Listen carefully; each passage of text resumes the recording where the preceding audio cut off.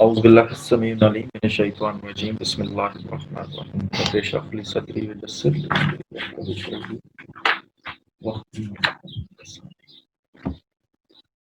जी, हमारे पास दूसरा टॉपिक जो है वो है प्रोसेस ऑफ कम्युनिकेशन। अभी तक जितनी हमने बातें की वो हमने कम्युनिकेशन को डिस्कस किया, कम्युनिकेशन होती क्या है, किस-किस टाइप की हो सकती है, किस-किस लेवल पे कम्युनिकेशन हो सकती है, वर्बल कम्युनिकेशन क्या है, नॉन वर्बल कम्युनिकेशन क्या है, किस तरह से अल्फाज का सहारा देके हम बात कर सकते हैं, किस तरह से बगैर अल्फाज के हम जो है वो बात कर सकते हैं, ये सारी चीज़ें अभी तक हमने डिस्कस की। आज जो हम अभी नेक्स्ट डिस्कस करेंगे वो है प्रोसेस, कि ये सारा प्रोसेस होता कैसे है। मसलन हम कहते हैं कि एक अखबार आपके सामने छप के आता है, तो वो प्रोसेस क्या है? किस तरह से आप तो सुबह उठ के देखते हैं हार्ड कॉपी आपके पास आ जाती है। कहाँ से शुरू हुआ था? कौन-कौन कपड़े लेके आया? कैसे-कैसे प्रोसेस हुआ? और वो एक रिफाइंड शेप में एक अखबार की सूरत में सुबह आपके पास मौजूद हो गया। इसी तरह से बेटा कम्युनिकेशन है। कम्युनिकेशन में कौन भेजता है, कौन वसूल करता है, कहाँ से आती है, कैसे जाती है? तो ये जो एक प्रोसेस इसको हमने एक प्लान्ड तरीके से बनाया है कि ये प्रोसेस होगा तो देन हमारी कम्युनिकेशन जो है वो प्रॉपर ट्रैवल कर सकेगी।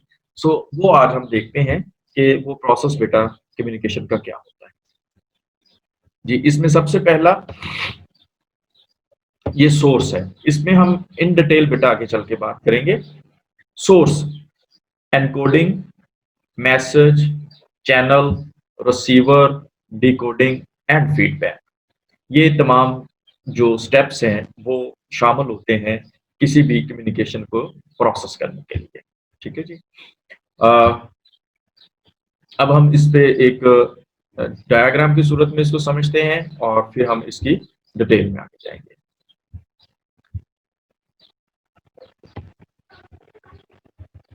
जी, ये जो डायग्राम आपके सामने बेटा खुली है, इसके अकॉर्डिंगली आप देख रहे हैं सेंडर है और एनकोडिंग है।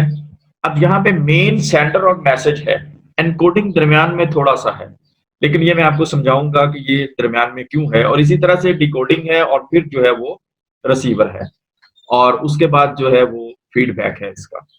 सेंडर, मैसेज या चैनल जिसके जरिए हमने करना है, उसके बाद इसकी रिसीवर और उसके बाद इसका फीडबैक। तीन चीजें मेन है, जो सेंडर होना चाहिए, मैसेज होना चाहिए और रिसीवर होना चाहिए। ये तीन चीजें कंपलसरी हैं कम्युनिकेशन के लिए। बाकी सारे इस प्रोसेस का हिस्सा हैं, वो भी हम देखते हैं कैसे कैसे हो सकता है। जी, सबसे पहली चीज है बेटा सेंडर। जब तक हमारे पास कोई सेंडर नहीं होगा तब तक कम्युनिकेशन नहीं होगा। There must be a sender for any sort of communication. किसी भी लेवल की कम्युनिकेशन के लिए हमें हमेशा सेंडर की बेटा जरूरत पेश आती है। सेंडर का दूसरा नाम है सोर्स। ठीक है, जो कम्युनिकेशन भिजवा रहा है, जिसके जरिए कम्युनिकेशन हो रही है। Sender is a person who sends a message, जो मैसेज सेंड करता है, भिजवाता है, डिलीवर करता है आपकी तरफ। और दूसरा लफ्ज मैंने इसके लिए क्या बोला? सोर्स का बेटा लफ्ज बोला है। ठीक है, सोर्स मसलन इस वक्त जो है वो आपका सेंडर कौन है? आपका टीचर। मैं आपका सेंडर हूं और मैं ही आपका सोर्स हूं। इंफॉर्मेशन मेरे जरिए आप तक जा रही है। एक मैसेज आ गया जी, sir I have some technical issues, Shoaib Akbar in microphone, so please get attendance. Roll number सुनिए। अच्छा जी, so sender is a person who sends information, जो इंफॉर्मेशन आप तक पहुंचाता है।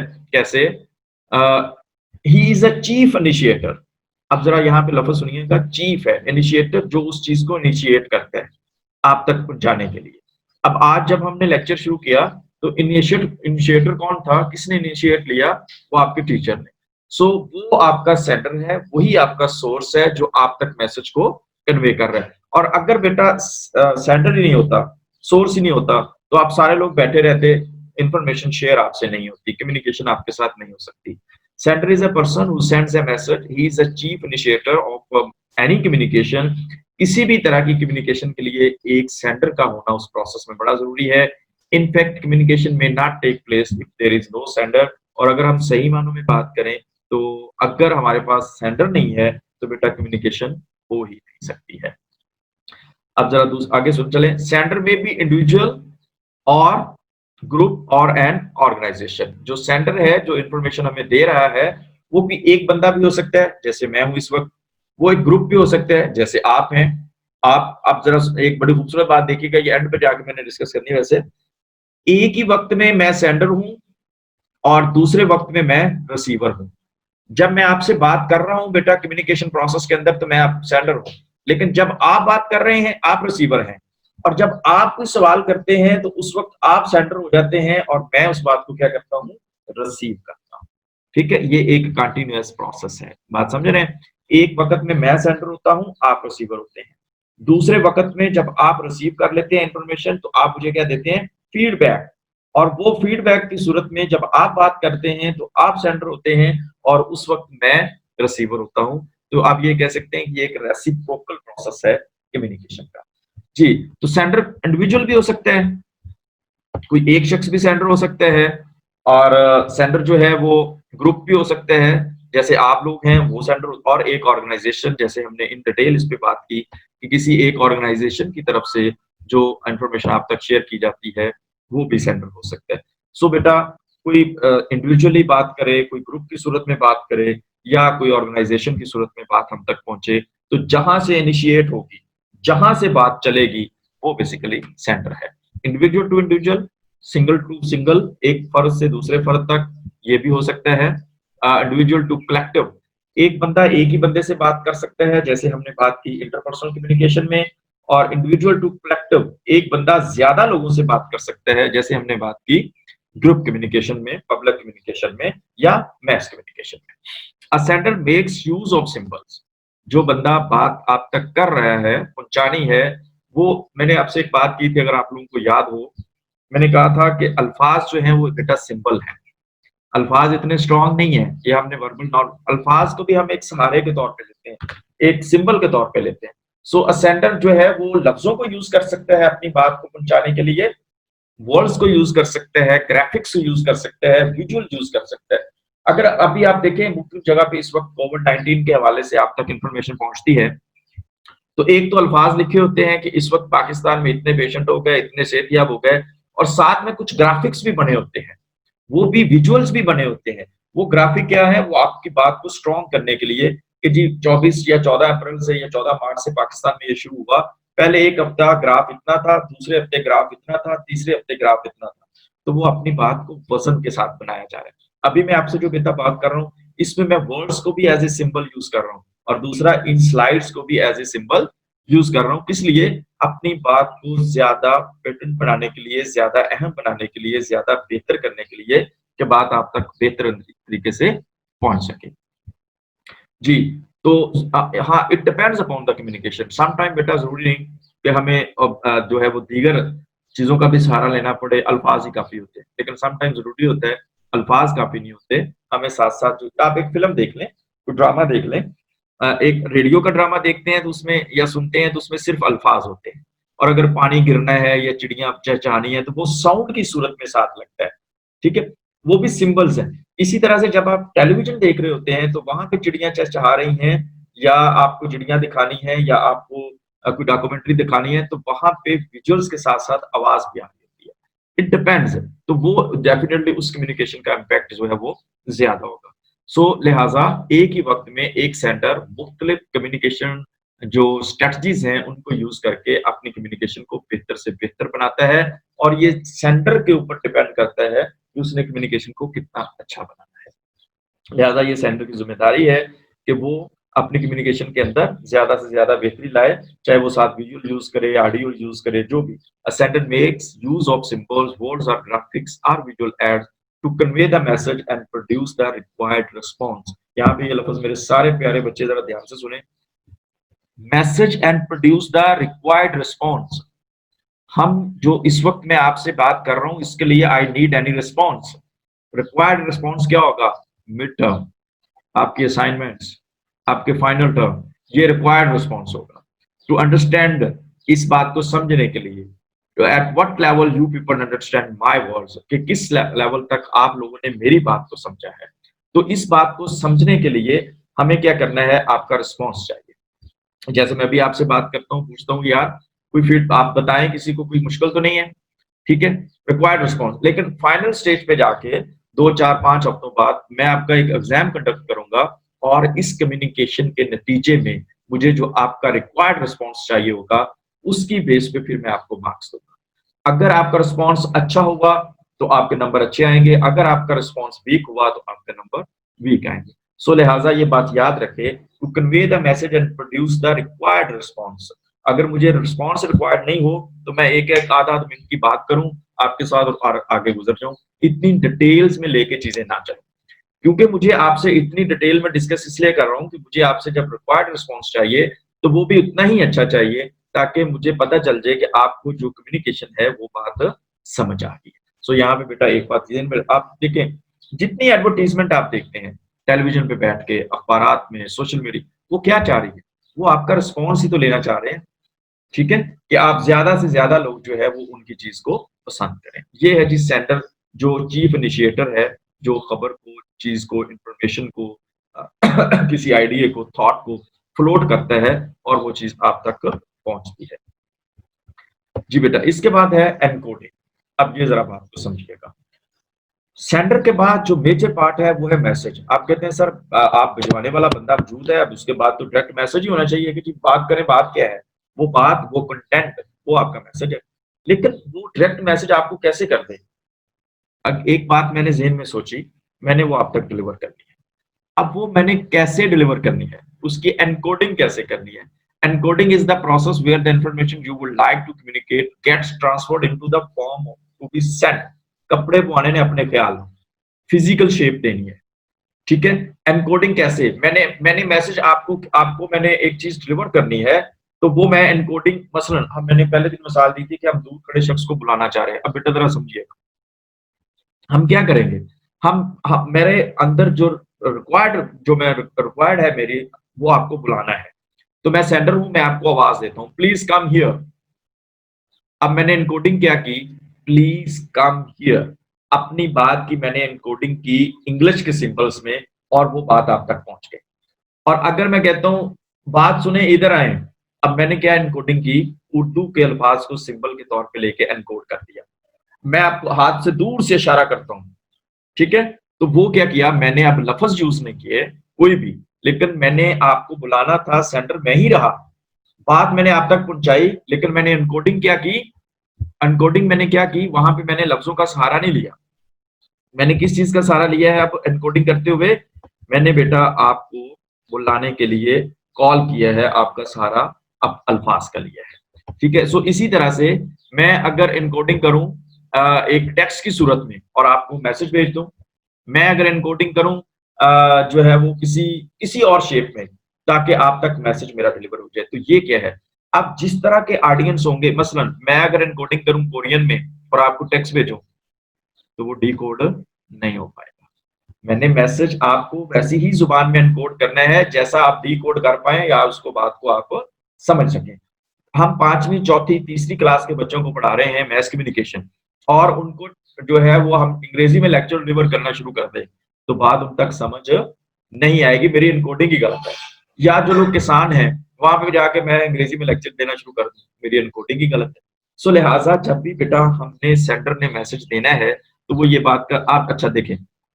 अब आप अपने घर में छोटे भाई से, बच्चे से, बेटे से बात करते हैं तो आप कहते हैं उसको बड़े प्यार से, आप रोटी को चूची कहते हैं, रोटी खाई है, पानी पिया है। आप अल्फाज को थोड़ा बिगाड़ के, थोड़े और एक्सेंट के साथ आप एनकोडिंग करते हैं, क्योंकि आपने उसको, आपने अपनी केयर एंड लव शो करना है उनके लिए। Try to understand my words please. You want to show your love and care to the baby at your home. तो आप क्या करेंगे एनकोडिंग को? जरा समझिएगा, मैसेज किस तरह एनकोड करेंगे। And second, you wanna to show your love and care to your mother, to your grandfather, to your father। फिर आप उसे क्या कहेंगे? कैसे है मेरा बच्चा, ऐसे तो नहीं कहेंगे ना। जब आप बाबा से बात करेंगे, टीचर से बात करेंगे, ग्रैंडफादर से बात करेंगे, तो आपकी एनकोडिंग और होगी। बच्चे से बात करेंगे तो उसी में शो आपने प्यार ही करना है, इफेक्शन ही शो करनी है। लेकिन आप देखें कि एनकोडिंग हमारी बदल रही है। आपने अपने स्टूडेंट जो आपके साथ पीयर ग्रुप में है, उनसे बात करनी है, तो आप एनकोडिंग और तरह से करेंगे, ठीक है। सॉरी टू से बच्चे भी यहाँ बैठे हुए हैं, आप पंजाबी में आमतौर ओ बड़ा इधर आ किधर लगा जाना, ये आपकी इनकोडिंग है। लेकिन अगर आपका टीचर सामने आ गया तो आप बड़े मुअद्दब अंदाज में खड़े होंगे, सर अस्सलाम वालेकुम, सर आप किधर जा रहे हैं? ठीक, आप बात एक ही है, लेकिन आपने एन्कोडिंग उसकी डिफरेंट की है और ये सेंडर के लिए बड़ा ज़रूरी है कि वो एन्कोडिंग ऐसी करेगा जैसी कि रिसीवर को समझ आएगी और उसकी शान-ए-शान होगी। So encoding is the process where बात समझ आ गई कि आपने अपने मैसेज को, थॉट को लिबास देना है और वो लिबास किस चीज़ का देना है, ये एन्कोडिंग है basically. Encoding is the process where the information you would like to communicate get transferred into a form to be sent. वो उस शेप में लेके आनी इंफॉर्मेशन जिस शेप में हम इंफॉर्मेशन को ट्रांसफर कर सके या सेंड कर सके बेटा। To give physical shape to one's ideas, अपने आइडिया को फिजिकल शेप दें। आप बहुत अच्छे शायर हैं, आपको बड़ी शायरी आती है, आपके अंदर आमद आवर्त का बड़ा अच्छा जुनून है, तो अब आपने अपने जो ख्यालात हैं उनको शेप दें। क्या सिर्फ म्यूजिक की शक्ल में, अल्फाज की शक्ल में, पैराग्राफ की शक्ल में, नज़म की शक्ल में, किस तरह से वो आपने क्या किया, एनकोड किया है। It requires use of centred symbols such as words, actions and pictures.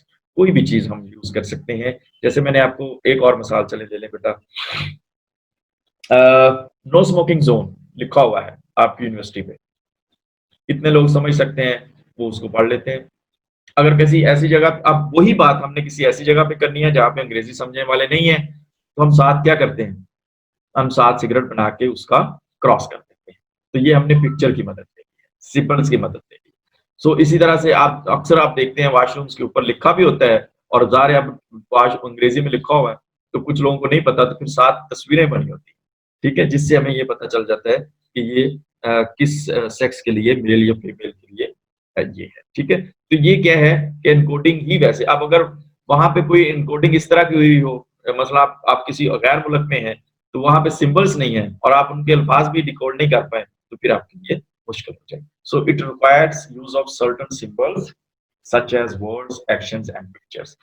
Conversion of subject matter into these symbols is the process of encoding. Hopefully, ये conversion of subject matter, जो बात आपके ज़हन में है, उसको किस तरह से कन्वर्ट करना है हमने लफ्जों के अंदर, तस्वीर के अंदर, अपने ख्याल को कौन सा लिबास पहनाना है, तो ये है बेटा बेसिकली एनकोडिंग। होपफुली कि आपको बात समझ आ गई होगी। जी, नेक्स्ट है मैसेज या आइडिया। सेंडर आप हैं, मैं हूं, हमारे ज़हन में एक सवाल है, वो मैसेज है, कोई थॉट है, कोई आइडिया है, वो मैसेज है। लेकिन उससे पहले हमने उस मैसेज की बेटा क्या किया, एनकोडिंग की और अब इसको भिजवा दिया। अब क्या करेंगे, this is the subject matter of the communication.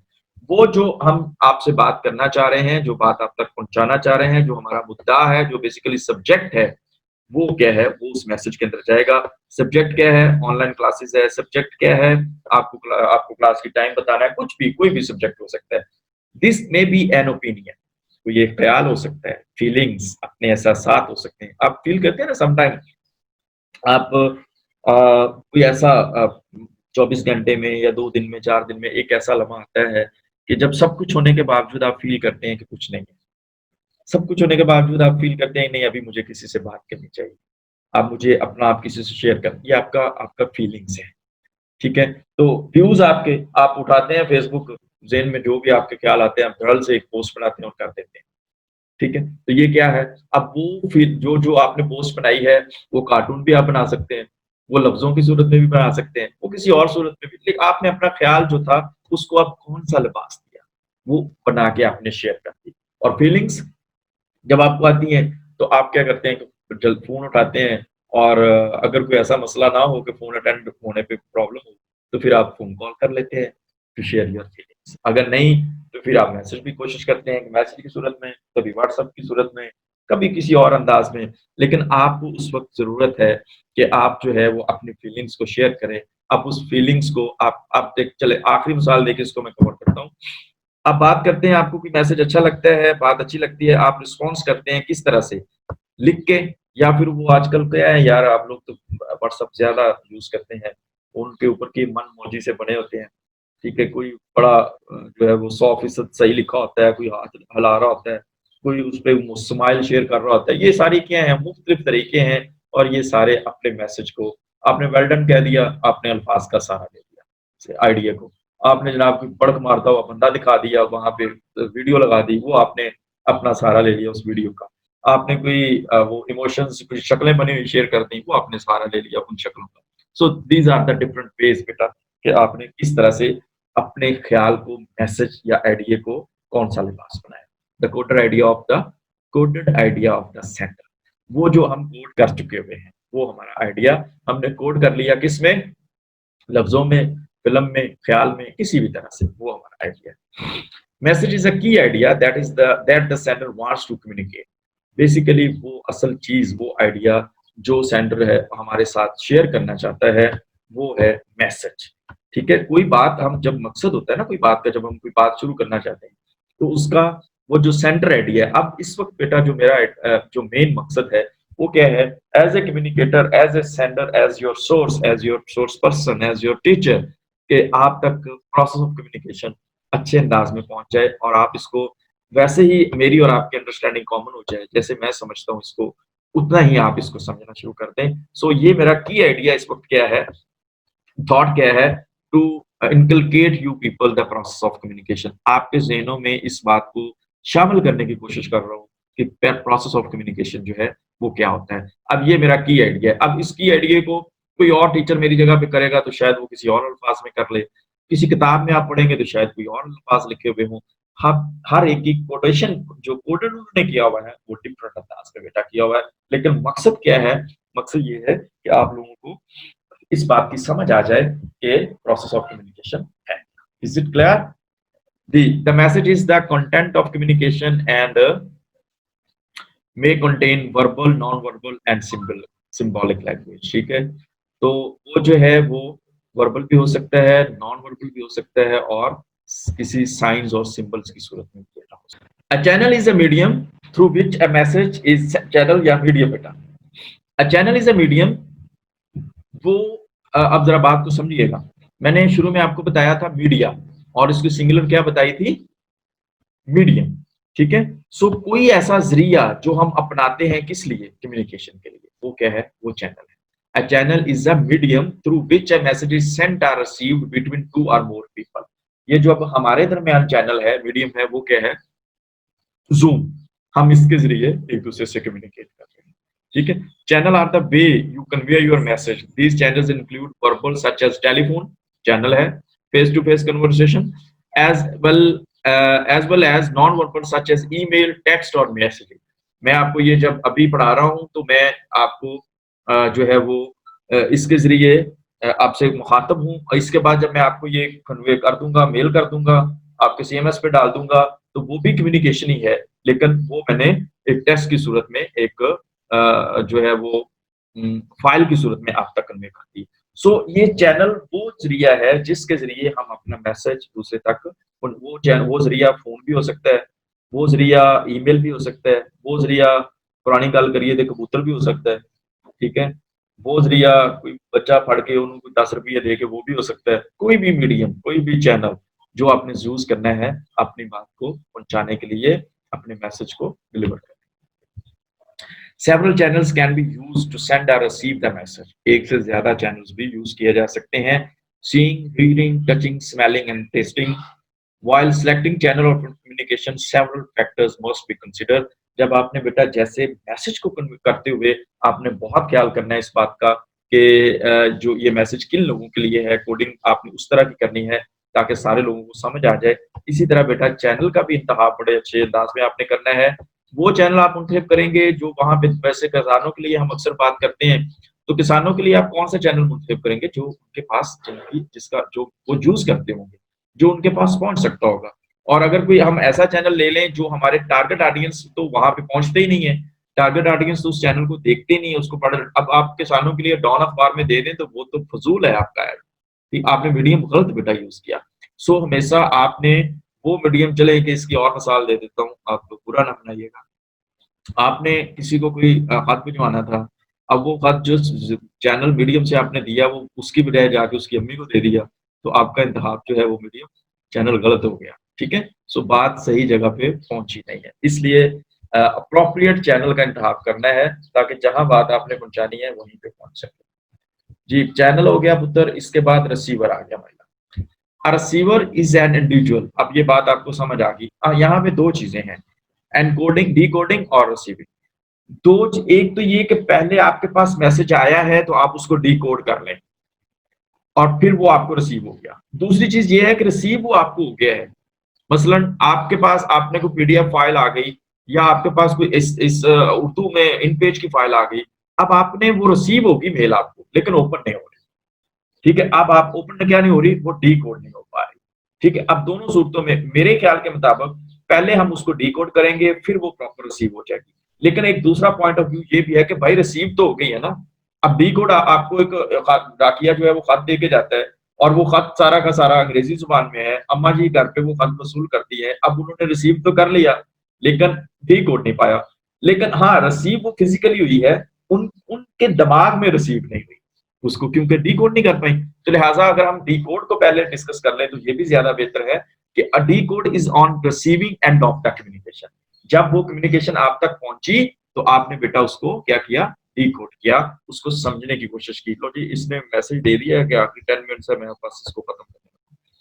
Decoding is one of receiving end of communication. The stage is just as important as encoding. जितनी एनकोडिंग बेटा इंपॉर्टेंट है उतनी डिकोडिंग है। आप जरा जेहन में रखिएगा कि अगर हम ये कहें कि किसी ऐसी जबान में ऐसी चीज में डिकोड कर लफ्ज एनकोड करें जो डिकोड ही नहीं हो पाए, तो बेटा सारा कम्युनिकेशन प्रोसेस फेल है, उसका कोई फायदा नहीं है। ठीक है, सो लिहाजा आपने जो है वो अगर इलिटरेट लोगों को या जो कंप्यूटर को जानते ही नहीं है, आप उनको दे दें कि जी ये आप बैठ के आप कंप्यूटर पे काम करें, तो उनके लिए वो फजूल है, किसी काम का नहीं है। सो लिहाजा decoding is on receiving end of communication. This is just as important as encoding.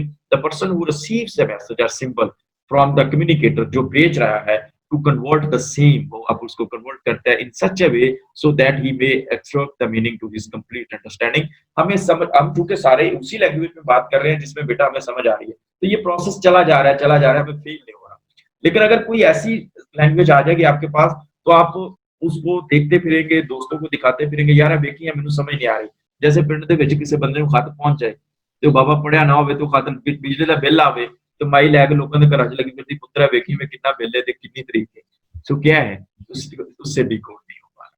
So that is the way कि आपने उस इंफॉर्मेशन को डिकोड करना है, तब वो जाके रिसीव होगी। और एनकोडिंग उतनी ही खूबसूरत होनी चाहिए। इसके बाद है बेटा लास्ट वन, इसका लास्ट नहीं, second, receiver. A receiver is an individual or group of individuals intend to receive, decode and interpret the message। जो रिसीव करता है और आप उस मैसेज की तशरीह करते हैं, इंटरप्रेट करते हैं। सेंट बाय द सेंडर, जो सेंडर ने भेजा है या उसके सोर्स ने भेजा है। Receiver also knows as decoder, इसको आप डिकोडर भी कह सकते हैं क्योंकि वो डिकोड करता है। He is expected to have the ability, उसके पास इतनी सलाहियत होनी चाहिए कि वो आपके जो मैसेज आया है उसको डिकोड करके समझ सके, इंटरप्रेट कर सके। Receiver is a person for whom the message is intent, जिसके लिए मैसेज हम लिखते हैं, तैयार करते हैं। तो लिहाजा मैसेज हमने उसी डिग्री का, उसी लेवल का बेटा तैयार करना है जिस तरह से दूसरा जो रिसीव करने वाला है वो उसको डिकोड कर सके और उस पे रिस्पॉन्स कर सके। अच्छा जी, अब हमारे पास sender, encoding, message, channel, receiver, decode और एट द एंड है बेटा फीडबैक। बस ये आखिरी स्लाइड, इसको मैं आगे कहीं और दूसरे में लेक्चर में शामिल करूँ जी। फीडबैक, फीडबैक क्या है? अब्दुर्रहमान बेटा आपने शहीदों में नाम लिखवा लिया जी। Feedback is a return message sent by the receiver. अब मैंने शुरू में एक बात की थी कि एक ही वक्त में मैं सेंडर हूं, आप रिसीवर हैं, और दूसरे ही लम्हे जब आप बात कर रहे हैं पुत्र, तो आप सेंडर हैं और मैं क्या हूं, रिसीवर हूं। तो अब जो आप बात करते हैं, मेरे साथ शेयर करते हैं, वो क्या है, वो क्या है बेटा, वो फीडबैक है। ठीक है, आपको सर आप हमें यहाँ समझ आ गई है नहीं आई, ये जो अब आप मुझे रिस्पॉन्स कर रहे हैं ये क्या दे रहे हैं, फीडबैक दे रहे हैं। सो बेटा हमें अपनी कम्युनिकेशन को जज करने के लिए कि कितनी अच्छी कम्युनिकेशन हुई है, कितनी अंडरस्टैंडेबल थी, कितनी लोगों तक बात समझ आ गई, इसके लिए हमें फीडबैक की जरूरत होती है। और अगर फीडबैक नहीं होगा तो हमें समझ नहीं आएगी कि कहाँ तक कम्युनिकेशन ठीक हो चुकी हुई है। So feedback is a return message, वापस जवाबी, सेंट बाय द रिसीवर, जिसने रिसीव किया टू द सेंडर, सेंडर को। और सेम टाइम आप ये देखें, आप इसको एक दायरा बना लें, रेसिप्रोकल प्रोसेस हो गया, एक ही वक्त में सेंडर अब रिसीवर हो गया और दूसरे ही वक्त में रिसीवर सेंडर हो गया। It is most essential element of the communication process as it shows that the receiver has understood the primary message sent by the sender and the communication process is now considered complete. अगर बात समझ आ गई है, आपने वैसे ही उस चीज़ को समझ लिया है जैसे सेंडर चाह रहा था या वो तब्दीली जो सेंडर चाह रहा था वो आपके अंदर आ गई। जैसे मैं अक्सर मिसाल ये दे रहा हूँ कि आप चल के उसके पास चले गए, तो ये आपने फ़ीड या आपने कह दिया कि 2 मिनट बाद आता हूँ। तो वो जो जो जिस बात के लिए उसने मैसेज किया था, आपने उसका रिस्पॉन्स कर दिया। वो आपको बुलाना चाह रहा था, आपने उसके लिए ओके कर दिया, हामी भर ली कि मैं 2 मिनट बाद आ रहा हूँ। या वो आके अगली बात कहेगा, नहीं यार तू हुने आ, जल्दी आ। या वो कहेगा कि अच्छा मैं आपका वेट कर रहा हूँ। और ये क्या है कि जो डिज़ायर्ड चेंज आप लेके आना चाह रहे थे कम्युनिकेशन के नतीजे में, वो आ गई। आप चल के उसके पास चले गए या आपने उसको जवाब दे दिया। तो जिस बात के लिए वो कम्युनिकेशन हो रही थी बेटा, वो प्रोसेस मुकम्मल हो गया। तो जब फीडबैक आ गया, तो ये आपकी कम्युनिकेशन का प्रोसेस कंप्लीट है। Mind it please, feedback may be positive and feedback may be negative. आपने उसकी बात मान ली या नहीं मान ली, दोनों सूरतों में फीडबैक है, कम्युनिकेशन मुकम्मल होती है। तुहानू जवाब तो मिल गया है ना, पॉजिटिव मिला है या नेगेटिव मिला है, ठीक है? सो दोनों सूरतों में कम्युनिकेशन पुत्र जो है वो मुकम्मल होगी। So that was the process of communication. अब कुछ एलिमेंट्स जो कन्फ्यूज़ करते हैं, इसको मैं बैरियर में बेटा डालूँगा इंशाल्लाह, वहाँ पे आपको चीज़ क्लियर हो जाएगी। कोई सवाल?